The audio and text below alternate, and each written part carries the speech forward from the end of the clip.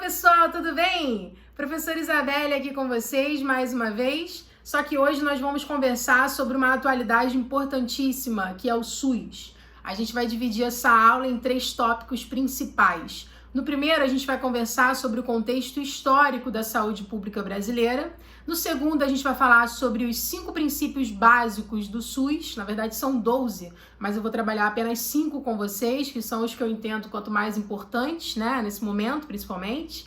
E depois a gente vai refletir um pouco a respeito da importância do SUS nas nossas vidas, principalmente nesse período atual da pandemia do coronavírus, ok? Então vamos lá.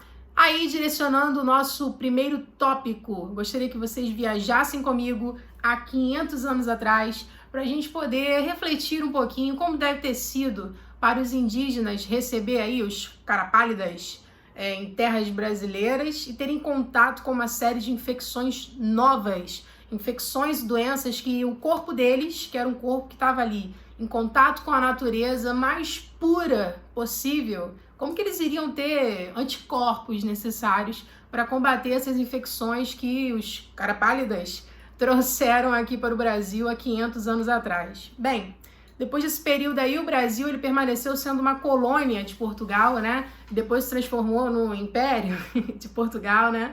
E durante todo esse período não existiu ali uma estrutura de saúde básica para atender a população. Então era muito comum que somente os ricos tivessem acesso a médicos e remédios e os pobres ou ficavam aí morrendo, né, aos montes, ou alguns tinham a sorte de serem socorridos pelas Santa Casas de Misericórdias, que eram hospitais, clínicas, lugares relacionados ali ao tratamento, à saúde, mas que eram manutenciados por filantropia, porque eram construídos pela Igreja Católica.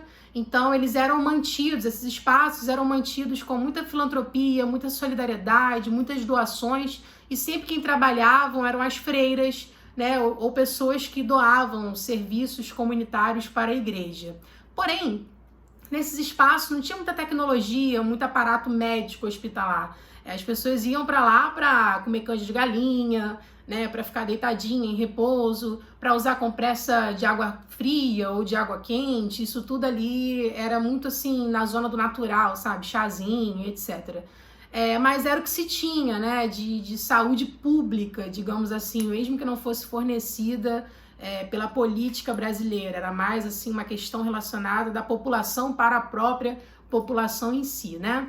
Bom, passado esse período aí de império, a gente pode citar uma figura muito importante, que foi o médico brasileiro sanitarista, o Oswaldo Cruz. Ele que foi aí, né, o pai das vacinas e enfrentou uma série de revoltas e manifestações populares porque as pessoas não queriam tomar as vacinas, até porque, né, as primeiras doses consequenciaram muitas mortes e também muitos efeitos colaterais. Então as pessoas tinham medo de tomar vacina e elas se recusavam a tomar as vacinas. Só que existia um projeto sanitarista de Brasil, né, principalmente ali na região sudeste, e ele conquistou uma vitória muito grande sobre as pessoas, digamos assim, porque o governo começou a obrigar as pessoas a tomarem essas vacinas.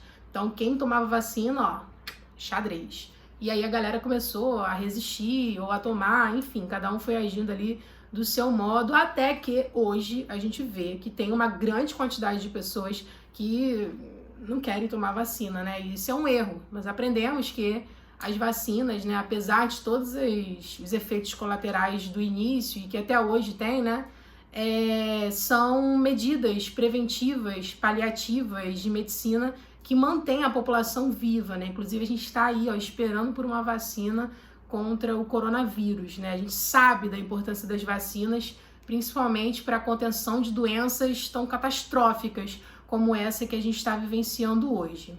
Bem, outra figura importante que eu gostaria de citar para vocês é o Getúlio Vargas. Getúlio Vargas, ele foi, né, um presidente, ele não foi médico, mas ele foi um presidente que trabalhou de várias estruturas, assim, sociais e políticas no Brasil, e a saúde também foi uma delas. Mas a ideologia dele era muito voltada para o trabalho.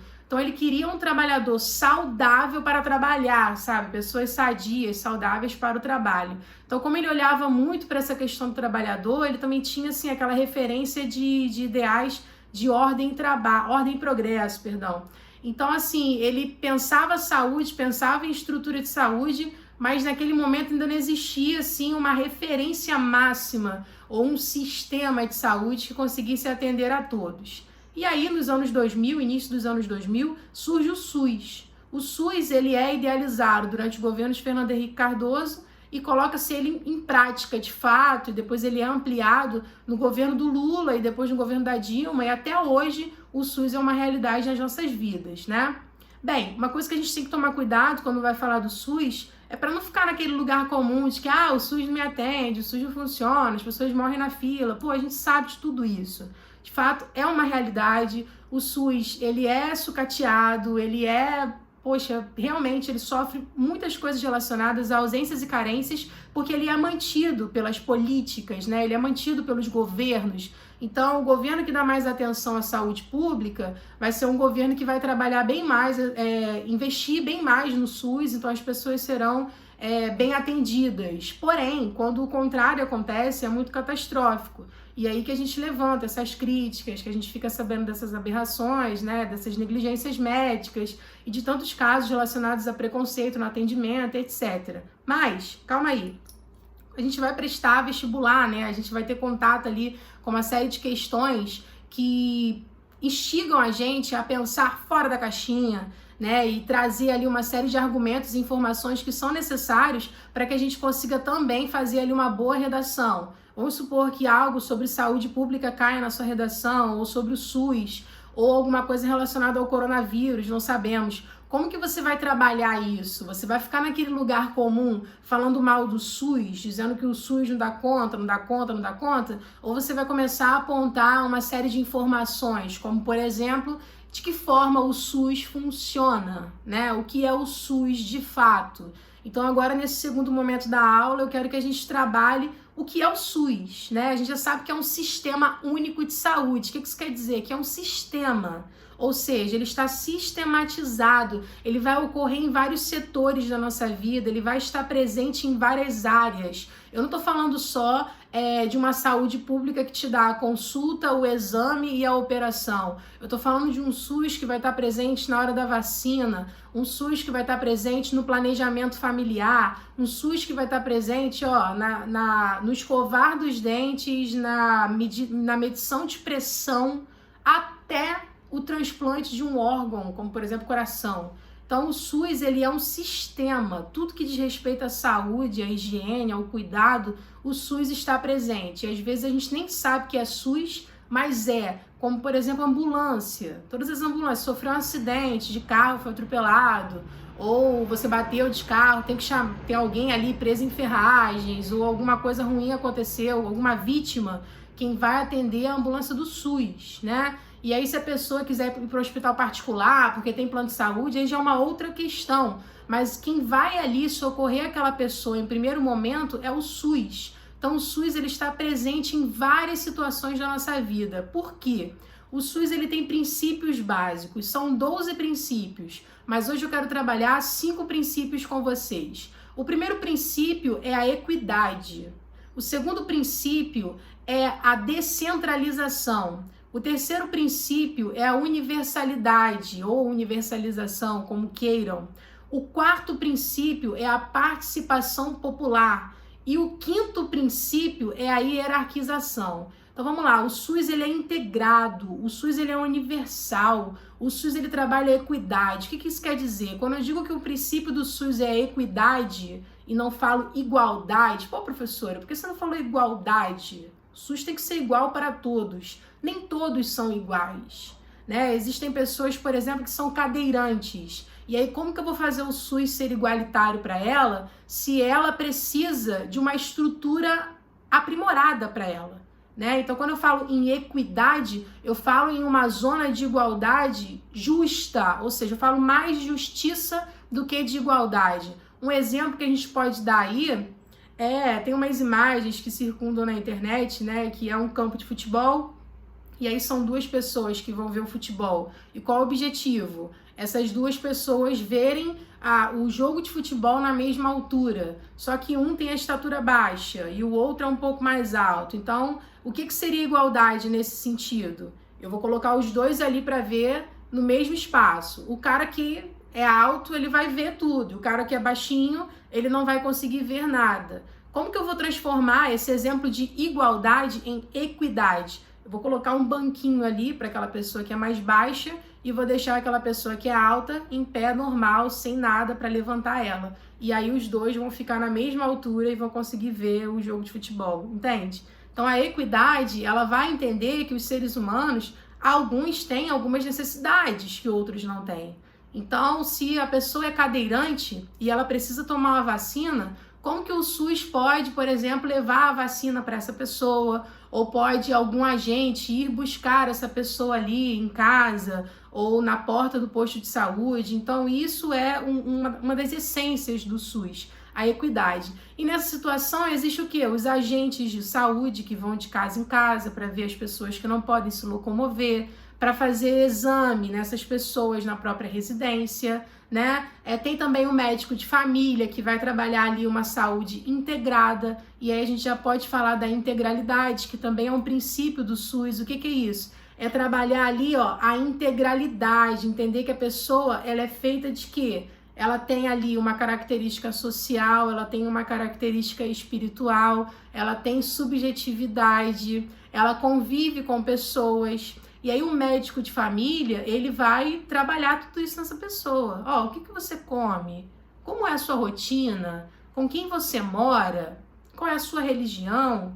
Né? Por que é tão importante essa questão da religião? Porque às vezes a pessoa está numa doença e essa religião, por exemplo, vai ajudar ela a acreditar que ela vai se curar. Ou às vezes determinada religião não permite que aquela pessoa passe por alguns procedimentos médicos, e isso precisa ser respeitado. Afinal de contas, isso faz parte da identidade, da característica daquela pessoa. Então o SUS, ele também é integrado, né? Ele vai trabalhar vários setores ali dentro da personalidade da pessoa, da identidade da pessoa. Bom, outro princípio do SUS é a descentralização. O que é descentralizar? É tirar do centro. O SUS, ele não quer estar presente somente nos grandes centros. Ele quer estar lá, ó, na roça, no interior do município, ou seja, de que forma? Um posto de saúde, ou um médico, ou um hospital, alguma coisa sempre mais próxima. Em teoria, você tem que sair da tua casa, andar o mínimo possível para chegar no primeiro posto de saúde.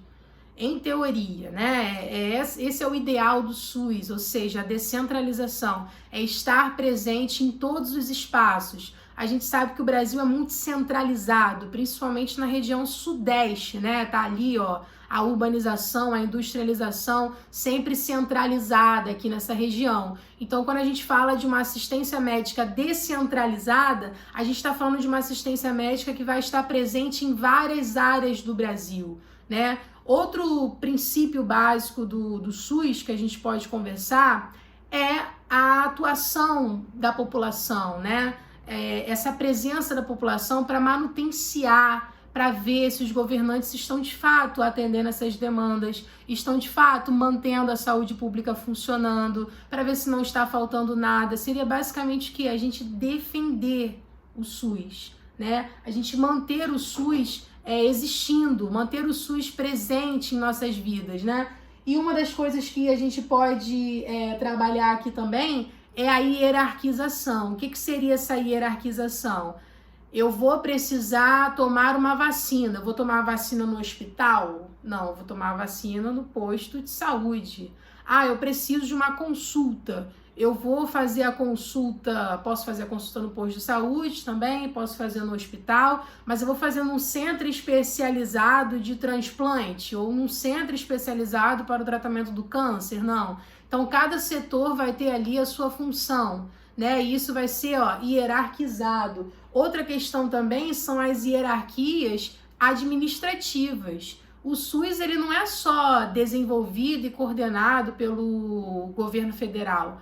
Os governos estaduais, os governos municipais, a atuação da população, tudo isso faz parte do SUS, ok? Então, nesse último ponto, eu queria que a gente conversasse um pouquinho sobre a importância do SUS, porque saindo um pouco desse lugar comum de ficar sempre falando mal do nosso sistema de saúde, a gente precisa perceber que o SUS ele é invejado, por exemplo, sabe? Existem países subdesenvolvidos que não têm sistema e nem estrutura nenhuma de fornecimento de vacinas, de tratamento e prevenção de doenças básicas, né?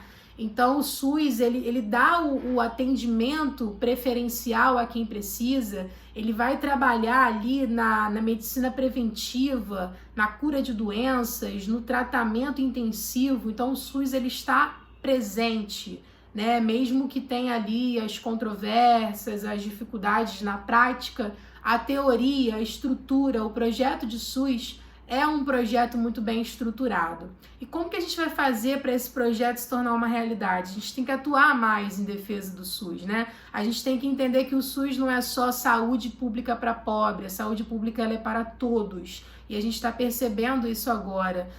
Não adianta a gente pensar, eu tenho plano de saúde, eu tô bem. Se acontecer alguma coisa comigo, eu tô bem. Mas se solta aí uma pandemia como essa, se o meu vizinho não tá bem, se o meu funcionário não tá bem, se o amigo do meu trabalho não tá bem, possivelmente eu também não estarei bem. Porque as doenças, elas são transmissíveis. E percebam nesse momento como que tudo isso mexe com a economia do nosso país, com a economia dos países, né? A gente está vivendo aí uma pandemia. Então, talvez seja esse o momento da gente começar a desencadear, né? Não somente o Brasil, mas como tantos outros países, começarem a desencadear esses projetos de saúde e colocarem eles de fato para acontecer, né? Porque a saúde, ela mexe com a vida inteira da população.